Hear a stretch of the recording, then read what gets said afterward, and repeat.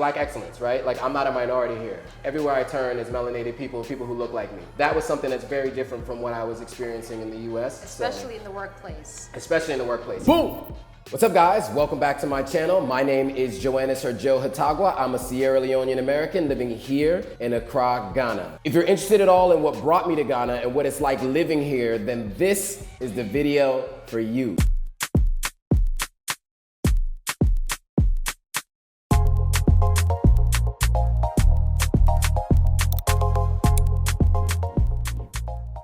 All right, so today I'm meeting up with Rochelle Vlogs. She's been on YouTube for 7+ years. And today she's gonna interview me about my experience leaving the US, coming to Ghana, my career here now, what it's like for me to live here, and everything else you wanna know about what it is like to be in Ghana. So, check it out. Welcome, Joe. Thank you. So great to have you here to chit chat. You gave up your 6-figure job in America to come to Ghana to live and work. So tell me, how did you get to that decision? It's a good question, and it's a long story. So I really started by coming to West Africa a ton. Throughout 2017 to 2020, I was visiting Sierra Leone a lot. At the end of 2018, there were a number of people coming to Ghana, and we weren't really sure why. It seemed like there were like American Nigerians in Ghana, people from other countries in Ghana, so like there was a buzz around Ghana. And then, of course, going into 2019, we started hearing about the year of return. Okay. So at the end of 2019, a group of friends of mine from Sierra Leone, we all came together for the year of return. And I got a chance to meet a company that I was advising here locally, see the culture, and see a potential for a future here. Maybe not living here at the time, but really more business opportunities, right? Over the last couple of years, my role that I was working in at Hulu, I just didn't feel like I was being appreciated for the contribution that I was making to the organization. It felt like they felt that I was replaceable, whereas the company that I was advising here on the continent were always grateful for what I was doing for them. And it also felt better to achieve results for the companies here than it did for anything that I did in the US. Throughout the pandemic, you know, I was kind of thinking about what my next move was going to be. I had already left my role in January of last year at Hulu, knowing that I wanted to focus on advising companies on the continent. I wasn't sure that I was going to move here until about July of last year, where I realized in order to have the most impact, I need to be here in person. And so I made the decision in July of last year to move, and as of December 26th, I've been here full time. Wow, December 26th. Yeah. Amazing. I came here December as well. Cool. Okay, so what was the role you were working in at Hulu before you left? So I was in a role called the Senior Manager of Advanced TV, and then I was in a role called Business Enablement. Okay. Really that just meant like we helped the sales team sell data products to advertisers. So if you guys watch Hulu at home and you see an ad that reminds you of something that you might have purchased or you were thinking about purchasing, that is what the role I had at Hulu was. That was you. That was me, yeah. The argument I always have is, would you rather see an ad for something that doesn't pertain to you, or would you rather see an ad for something that does pertain to you? Because no matter what, you're gonna see an ad, right? My role was to develop products, help sell it to the advertisers, and then work with our engineering team to build it out, and then the go-to-market plan for the sales team to actually sell it. So I was kind of like, from start to finish, I handled all of the processes. So you said you were thinking since July about moving. Yeah. So what turned that thought into action? It's a good question. So I have a peer mentor that lives in South Africa. He lived in Nigeria prior to that, and he was always trying to encourage me to move to the continent. I also have some friends and family on the continent. They all had moved back to Sierra Leone right around 2016. You can probably imagine why. You know, they had all been trying to encourage me to move back, and because I was shifting my focus to advising and investing in companies on the continent, it just made sense to be here. I had a conversation with the peer mentor, and he said, you know, if you really want to have an impact, you have to move. And also, for the next stage in the career you want to have, you can't do that from the United States. You have to be on the continent. And so Ghana was a little bit further advanced than Sierra Leone, so I saw potential here, and I thought it was a little less busy and crazy than Lagos. I'll start with Ghana first. We'll see how that goes. And yeah, I just made the move. Okay, that's amazing. So you said you were consulting before actually making the move. So is that what you're still doing, or have you moved into a full-time position? Yeah, so I still do consult. There are a couple companies that I consult with today. Agreements that I have today is one with a company in Nigeria, one that's with a company here in Accra, Ghana. And then I've done some other consulting and advising with some other companies as well. As of March 1st, I took a role as the head of advertising for Jumia here in Ghana as well. Okay, cool. So Jumia, I just found out about Jumia. They're similar to Amazon. Yes. Do you feel Jumia is growing fast? in Ghana or across Africa. So where's Jumia's position right now? And I would say Amazon and Alibaba, right? So, Okay, that's you know, true. so like Amazon to us in the US, right? If you're US based, everyone knows Amazon, right? It's a really big company, and the CEO is the richest person on earth. If you guys follow the Forbes Yes. wealthiest people list, Jeff Bezos. However, it doesn't have as broad of a reach around the world as Alibaba, for instance. Alibaba is huge globally, right? So especially in Asia, right? I think Jumia kind of takes from both of them. So Jumia is publicly traded on the New York Stock Exchange. It's the first ever tech company that ever went public on the New York Stock Exchange, so that was a big deal. From Africa, right? One of the major similarities is it's an e-commerce store where you can buy stuff. You can buy and sell products locally in your particular region. They're in 11 countries here in Africa. I can't name them all off the top of my head, but they're in a lot of the major developed countries here on the continent. So that's where they're almost exactly identical to Alibaba and to Amazon. Where there are differences, there is a food delivery service that Jumia has. Amazon kind of has it by buying Whole Foods had delivery, so Amazon's doing delivery of groceries, but Jumia is doing food delivery. Much like an Uber Eats or Seamless or Postmates, those kinds of things,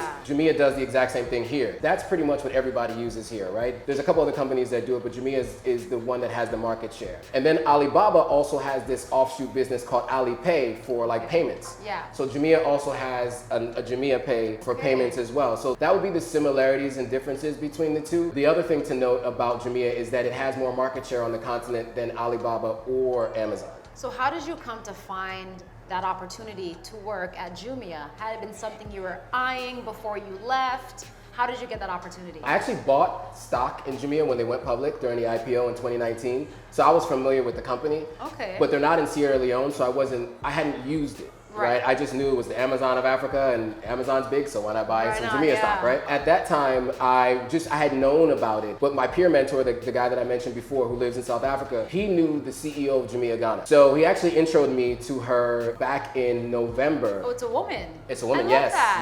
yes. And she actually has moved on, but there's a new person who's taken over, and she's also a woman. Oh, wow. Yes. So very powerful, yes, and very, very smart, both of them. I was aware of the company, and I had just gotten an intro, but we hadn't really gotten a chance to chop it up and talk or anything. Right. It was around Black Friday, and if you guys know anything about Black Friday for e-commerce stores, it's crazy busy. So there was no way that I was going to be able to get in touch with her. But the previous person in the role actually had moved on to another company here and left an opening. And I said, why not? Let me see about potentially applying for this role, see if it makes sense. I didn't really know what it entailed, but I saw the opening. I reached out to the contact that I had, who was the CEO at the time, and we had a brief discussion. She pushed me internally to human resources, and then 3 months later, I'm in the job. Wow, that is so amazing. So you came here did you come here on a whim, or did you kind of have a mapped out plan of exactly how you envisioned your transition working out? So you left in December. Did you have idea in your mind how long you felt? I would tell most people to plan before you make a move like this, but because I had money saved up,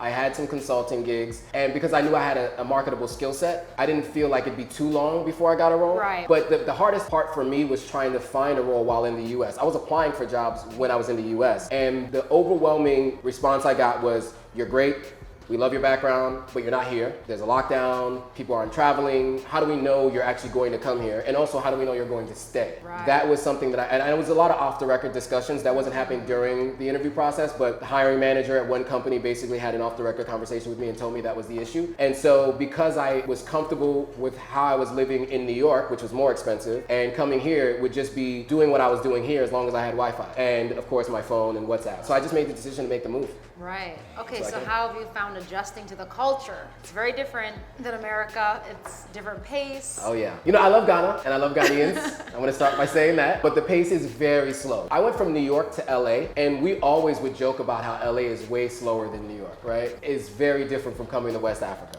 right? It's even slower. Yeah. Yes, much slower. And I would say the one thing I know about Ghanaians is they're very polite people and they don't like to disappoint. So instead of telling you they're not able to do something ahead of time, they'll tell you they can do it. That means that they'll show up late. Right. Or they won't show up at all that But day. they'll do it. But they'll do it. They'll do it. Yeah. But because they have other things going on, they don't want to say we can't do it. So what ends up happening is, you expect somebody to be somewhere at a specific time. They're not there at that time. Or you might have to wait till the next day for them to come to do it. So that is just something I had to get used to. It's an exercise in patience. But once you've gone through it a couple times, it's like a part of everyday life. You just start scheduling things based on that, right? Yeah. So I would never schedule like somebody coming to do work right after this. for instance. Okay. Because who knows what time they're gonna get there. True. And then the other thing is sometimes they just show up. Like, so if they didn't show up the day before, they might just show up at 8 o'clock the next morning. So right. just now I know, just keep my windows open for things that need to be done. But other than that, I love it. It's been great. The weather's amazing. You can't beat the weather here. I used to love LA weather, but I love the weather here, and the people are very polite. And then the other thing is, and I think I mentioned this before, what I love about Ghana is Black excellence, right? Like, I'm not a minority here. Everywhere I turn is melanated people who look like me, right? Yeah. And so that was something that's very different from what I was experiencing in the US. Especially in the workplace. Especially in the workplace, yeah. In my workplace, everyone looks like me, especially in the Ghana office. And you'll find that a lot of multinational companies here do have senior level executives that are European or American. That just tends to happen. But there's a lot of really good, competent, and talented people here on the continent. And I love that about it, especially being here in Ghana. Yeah, so you mentioned you were traveling to Sierra Leone. Yes. So is that because you are Sierra Leonean, yes. Sierra Leone? Sierra Leonean. Even Sierra Leoneans don't say Sierra Leone, they say Salon. Oh, they do? Like Okay, I'm going Nigerians with do that. Niger, right? Sierra Leoneans say Salon. Salon. But in order to say you're Sierra Leonean, you have to say the full thing. There is no other version of it. But yeah, so both my parents were born and raised in Sierra Leone, met in the United States. I was conceived in the US, so I'm an American. But I also have my Sierra Leonean citizenship, so I am a dual citizen. I actually started coming to Sierra Leone in 2007. My aunt had passed, and so we went for her funeral. And that was when I first started thinking about legacy, which is kind of what led me to where we are today. People who were at her funeral just wanted to come up to us and to meet us because we were related to her. That was the impact that she had on them. And then I went upline to where my dad is from, and I met a lot of people who knew my grandfather, who was a chief in Sierra Leone. He was a chief in a place called Bo. And so they were calling me chief, which was a big ego boost. You gotta love that, right? That was cool, that was cool. But it's not like coming to America, definitely very different. But it was really impactful to see that, it was like almost 50 years after he had passed, people still remembering what he had done and wanting to meet people who came from his lineage, right? And so I started thinking about what's my legacy gonna be. And so in 2007, I started thinking about what I'm gonna do in Africa, but I had no idea. I was like, maybe I'll do a documentary, maybe one day I'll start investing. And then at some point it got to investing was going to be the eventual goal, but it took a long way to get to where I am now. I had all kinds of other ideas. Originally, I was gonna build a business, sell it, then have the money to invest. And then I realized if your end goal is here, then don't put steps in between it, right? Just start doing it today. Right. And so that's why in 2019, before I even had a plan to move here, I started advising companies on the continent, right? Getting a feel for everything. Exactly. And just starting the process, because who knew what was gonna happen later? In 2019, I started a process of meeting different companies here, advising them, and then coming here to Ghana in 2019 at the end of the year for the year of return gave me a little more clarity, and over time I had more clarity. But since I had already started that process of advising companies, I felt like I had already been in a rhythm and I had some stuff going, so it just made sense to make the move. So what was it like telling your friends and your family about this idea of potentially living in Africa? How did they respond to that? Were they like, oh my God, you got a six-figure job at Hulu. What more could you ask for, man? Yes, there was a lot of that. Because first I quit my job at Hulu, right? Right. And it was still almost 7 months before I decided to move to Ghana. And so there was a lot of like, wait, why would you quit your job at Hulu? What are you saying? I always had parties at my place. I like to entertain. People are like, you're giving up your apartment, you're giving up all that money. But it was about following a passion. My job at Hulu definitely fed my ego, but what I do now feeds my soul. And I feel like this was a lot more important for me in terms of where I wanted to go in the future and the impact I want to have and the legacy I want to have. And so I didn't really care what anybody said, although there was a lot of resistance, don't get me wrong. Right. Especially when I quit my job, African parents, they're apprehensive. First of all, I chose advertising of all industries 15 years ago. So that was already like some apprehension there. I finally was at a company that people, my parents and aunts recognized the name of, they used the service, and then I'm saying I'm leaving that. So there was a little bit like, are you sure? But my friends were a little bit more excited about the opportunity because for them it was like, now we can finally go to Ghana because we know somebody there. Yeah. We could stay for an extended period of time. So there was a little bit more of like excitement. And I think at this point, my friends were a little bit more supportive of my decisions because I think that they saw that everything I put my mind to, I actually execute. They believed in you. They believed in me, right. And I don't want to say my parents didn't believe in me. It was just African parents. Anybody out there who has African parents. Oh, and Caribbean parents too. I got Caribbean friends. It's a very similar situation. Yeah. My parents hate that they can't explain to someone what I do. They don't know what to tell people, and that's what they hate. I mean, I make a good living off of what I do, but they can't say doctor, teacher, or lawyer, you know? Engineer. Yeah, those are the things they want to tell people. So they like struggle with it. Yeah. So I totally get that. Yeah, it's been interesting for sure. Even still explaining it now. Now I'm at Jumia, so they're like, okay, it's like doing what he was doing at Hulu, but now at Jumia. But with the whole YouTube thing, they're like, what? Yeah. My mom watched the video the other day, and she was like, so you're videotaping yourself while you eat? Who cares? I was like, Mom, people care. People care. There's like 2 billion people on that platform. Trust me, some people on that platform care. It's definitely been interesting to get like the family responses because it's been across the spectrum, but they're warming up to it. They're warming up. Yeah. Yeah. So you've only been here for about 5 months. Yeah. Do you see yourself staying permanently-ish? How do you feel about that? Yeah. It's still new. It's still so early. Yeah, I mean, I just took on a full-time job, right? So at least I need to fulfill this obligation in this role. And so I can't see myself leaving anytime soon unless they decide to move me elsewhere. But I love Ghana and I love Accra specifically. I'm here for the foreseeable future. I bought a one-way ticket to come here. Right. So there was no plan to go anywhere else. And I'm close proximity to Sierra Leone, so I can fly back and forth if necessary. And I do want to travel around other parts of West Africa. So maybe as I see other places, when I go to Senegal and Togo and Nigeria, I may see a future there. But until then, here's where I am. So what are your hopes and dreams or visions that you want to make happen while you're here? What would you want to add to Ghana, impart to Ghana? Sure. Not just in your capacity in your job, Yeah. but overall. You know, as you are introduced to different kinds of people, you can pick up on things. I think every interaction is a helpful interaction, right? Number one, I start with respecting the culture here, and everything that people do here, I do, right? But I show people other things. For instance, you know, obviously it's always good afternoon, good morning, good evening, right? Yeah. You know, you start with the greetings. I say yes, please now. Even no, please, which was something I never really said. I say that too. No, please, yes, please. So, you know, just to ingratiate with yourself with people. But I do try to teach little lessons along the way, like with work getting done at my house, right? Like if somebody's late or they come the next day or whatever, I don't scold them. It's just a conversation, right? Yes, you know, like just keep your word. And look, it's better to manage expectations early than later. Yeah. Think about how many more times you get scolded by someone at the later point where you could have avoided that by managing their expectations earlier on. So, you know, I try to impart that every place that I can, little by little. I don't want to change the culture here because that's what makes Ghana Ghana. Ghana is very welcoming to the outside world. And so because they are very welcoming to the outside world, they're going to have to understand how sometimes the outside world works. So there aren't as many clashes. I see that sometimes with like Europeans at restaurants and stuff. You can see them get all frustrated and shoveled a little bit. That's what I try to do is impart that. Beyond that, in the workplace a little bit too, is just bringing a more global view of certain things, especially because the company that I'm in is a multinational company. Yes, it is. Even though it's just on one continent, it's just trying to bring like a global perspective to my role, I think will really help get Jumia where it needs to be. I mean, it is publicly traded on the New York Stock Exchange. So as a company, you definitely have to think globally. And so that's something that I'm looking to help impart on the organization as well. Wow, that's an amazing story. You don't see yourself going back anytime soon. I don't think so. Maybe to visit? Yeah, I mean, of course, I'll definitely visit the US and, you know, I'm looking to buy property in the US as well. I co-own a property now, but I'm looking to buy like one that's my own. You know, my friend who's a realtor back in New York, she and I have talked about this over time. So I definitely want to have some property there, somewhere that I can go back to. But to be honest, like, you know, I have a primary care physician in the US.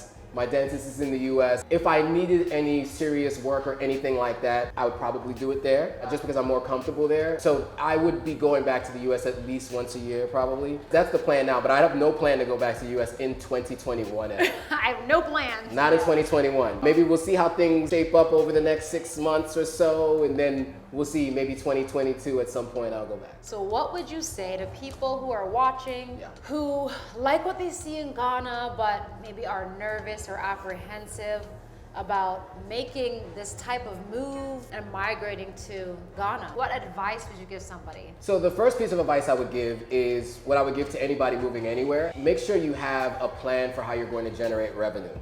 True. That's the most important thing, because you will do a lot of things out of desperation if you don't have that. If you're working remotely and that can work, then do that. But I would make sure that that's the most important thing. Make sure you're stable financially before you come. Whether you have a nest egg saved up or you have a plan to generate revenue and you're already making money, don't come here with a plan to make money and just expect it to happen, right? Right. You need to already be generating revenue in whatever it is that you're coming here to do. So that's one. Two, be prepared for a slower lifestyle. Right? So make sure that you have patience and that you're willing to exercise that patience, because that's going to be important. So those, I think, were the two most important things. And I would say the third thing is just come with an open mind. You can only get so much from these kinds of videos and these conversations and people's vlogs and stuff, but everything's different once you're actually living here. So if you're exercising patience and you come with an open mind, you'll definitely get the most out of the experience moving here. And beyond that, like, especially if you're a person of color and that's important to you, especially being surrounded by people of color, then that's what you're gonna get in abundance here, right? Black excellence everywhere. So that would be the 4 things that I would mention to anyone thinking about potentially moving. Just to think about. That's an amazing story. I'm so happy you're here, and I'm so happy that you're actually enjoying it and you're able to share your story with people who are considering. And if you have a skill set, as you said, maybe you can start even looking to see what's available, because you had an influx of companies that would have hired you, except you're in America. Right. Wow, that's an amazing story. You can do it too, guys. Absolutely. So follow his advice and see what you can make happen.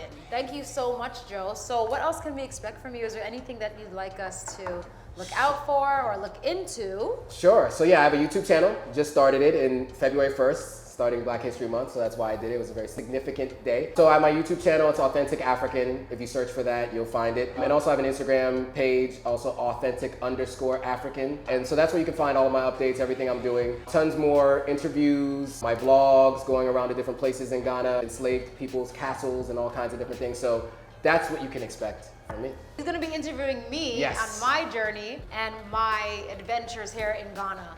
Absolutely. So look out for that. I want to see you guys next time. Thank you so much, Joe. Thank you. This is what we do now. Man, what a great time. Rochelle is awesome. Met her manager as well. Great people. I'm really happy that they decided to interview me. You know, this is obviously an honor for me to have my story being shared with her audience. If you haven't already, go ahead and click on the link in the description. It'll take you to her page. You'll be able to see her videos and more about her. If you like this video, go ahead and like, comment, subscribe, and share it with your friends. And I'll see you on the next video.